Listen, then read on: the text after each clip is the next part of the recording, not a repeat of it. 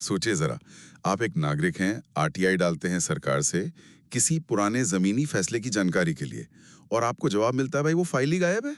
जी हाँ, बिल्कुल। ये कहानी है विवेक कुलकर्णी बनाम महाराष्ट्र राज्य मामले की। श्री कुलकर्णी ने दरअसल सांगली के पास एक जमीन थी जो शहरी भूमि सीमा अधिनियम 1976 के तहत ली गई थी, उसे जारी करने से जुड़ा एक सरकारी प्रस्ताव था 1996 का। अच्छा। तो वो उसी प्रस्ताव के पीछे की कहानी, मतलब जो फाइल नोटिंग्स होती हैं, अधिकारियों की आपसी बातचीत, वो सब जानना चाह रहे थे। खास तौर पर फाइल नंबर ULC 11892123 ULC-2। और यहीं से फिर एक आम नागरिक की एक लंबी जद्दोजहद शुरू हुई होगी। बिल्कुल। आज हम इसी पर बात करेंगे कि कैसे ये एक मामूली सा दिखने वाला अनुरोध आरटीआई अपील, फिर राज्य सूचना आयोग और आखिर में बॉम्बे हाई कोर्ट तक पहुंच गया। और इसने सरकारी कामकाज में पारदर्शिता और जवाबदेही पर कितने बड़े सवाल खड़े कर दिए, ये भी देखेंगे। हाँ, तो देखिए, सितंबर 2008 में कुलकर्णी जी ने ये जानकारी मांगी। शहरी विकास विभाग से जवाब आया कि ये जो फाइल मांगी है आपने, वो हमारे रिकॉर्ड में है ही नहीं, उपलब्ध नहीं है। अरे, मतलब सीधा इनकार, इतनी आसानी से। फिर कुलकर्णी जी ने क्या किया? उन्होंने अपील की। पहली अपील नवंबर 2008 में। तो जो पहले अपीलीय अधिकारी थे, उन्होंने माना कि भाई ये तो एक नीतिगत फैसला है, पॉलिसी डिसीजन, इसकी फाइल तो होनी ही चाहिए। सही बात है। उन्होंने फाइल खोजने का आदेश दिया और कहा कि 15 दिन में जानकारी दें। ये भी जोड़ा कि जानकारी रोकने का कोई इरादा नहीं था।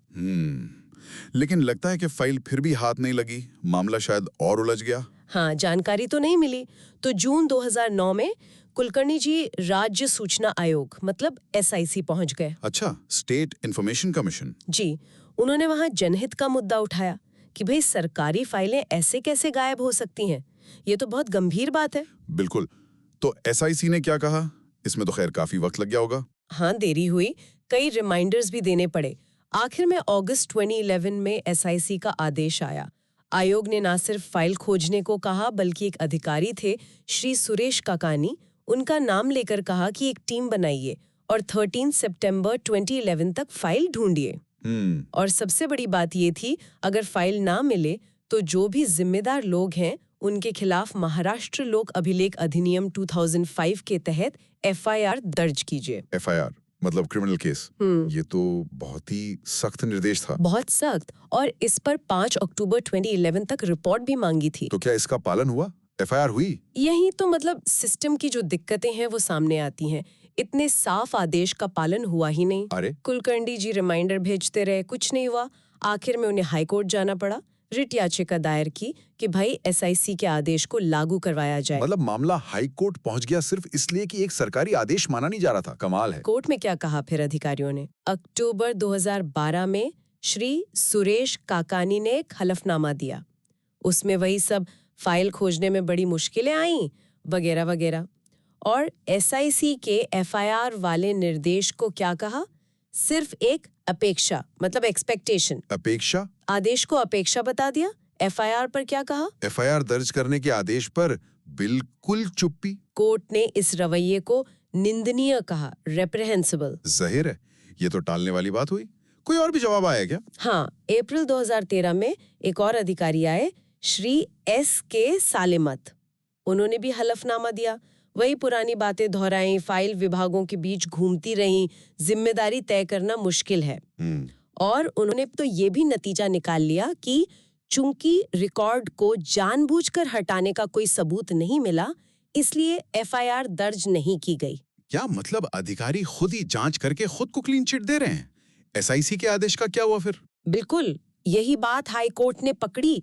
कोर्ट ने सालेमत साहब की कड़ी आलोचना की, कहा कि आपने अपने अधिकार क्षेत्र से बाहर जाकर काम किया है, आप जांच करता नहीं है। सही बात है। आपका काम SIC के आदेश का पालन करना था, ये तय करना नहीं कि FIR होनी चाहिए या नहीं। कोर्ट ने इसे RTI एक्ट की जो मूल भावना है, पारदर्शिता, जवाबदेही, उसे फेल करने का एक क्लासिक उदाहरण बताया। कोर्ट की टिप्पणियां तो बहुत तीखी हैं। हाँ, कोर्ट ने महाराष्ट्र लोक अभिलेख अधिनियम 2005 का भी जिक्र किया।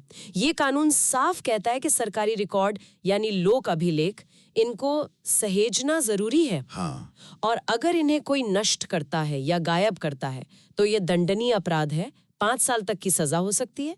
और ये जो गायब हुई फाइल थी वो यकीनन एक लोक अभिलेख थी। तो कोर्ट ने साफ कर दिया कि एफआईआर तो होनी ही चाहिए थी। जी बिल्कुल। कोर्ट ने कहा कि जब एसआईसी ने निर्देश दे दिया था और फाइल मिली नहीं तो एफआईआर दर्ज करना अधिकारियों का अनिवार्य कर्तव्य था, मैंडेटरी ड्यूटी। तो आखिर में इतने सालों बाद हाईकोर्ट का अंतिम फैसला क्या रहा? फरवरी 2015 में हाईकोर्ट ने एकदम साफ निर्देश दिए। पहला, जो संबंधित डिप्टी सेक्रेटरी हैं उन्हें एसआईसी के आदेश के मुताबिक फौरन एफआईआर दर्ज करनी होगी। अच्छा, दूसरा, इस मामले की जांच प्राथमिकता से 6 महीने के अंदर पूरी की जाए। ठीक है। तीसरा, जांच कम से कम deputy commissioner of police DCP rank के अधिकारी करें, उससे नीचे नहीं। यानी सीनियर ऑफिसर। जी। और चौथा, राज्य सरकार श्री कुलकर्णी को मुकदमे के खर्च के तौर पर 15,000 रुपए दें। तो आखिरकार एक नागरिक के लगातार लगे रहने और कोर्ट के दखल से बात एफआईआर तक पहुंची। पर यह पूरा मामला सरकारी विभागों में रिकॉर्ड रखने के तौर तरीकों पर, अधिकारियों की जवाबदेही पर कितने गंभीर सवाल खड़े करता है। निश्चित रूप से। और ये सोचने पर मजबूर करता है कि जब जमीन जैसे इतने जरूरी मामलों से जुड़ी सरकारी फाइलें यूं ही गायब हो सकती हैं तो फिर पारदर्शिता आएगी कैसे? हाँ, ये तो है। और जब एसआईसी जैसी संस्थाएं इतने स्पष्ट निर्देश देती हैं तो उनका पालन करवाने के लिए असल में क्या तरीके हैं हमारे पास? मतलब अगर सार्वजनिक जवाबदेही के लिए जो जरूरी जानकारी है वही सुरक्षित नहीं है, वही नहीं मिल सकती, तो इसका हमारे लोकतंत्र के लिए क्या मतलब है? ये सोचने वाली बात है।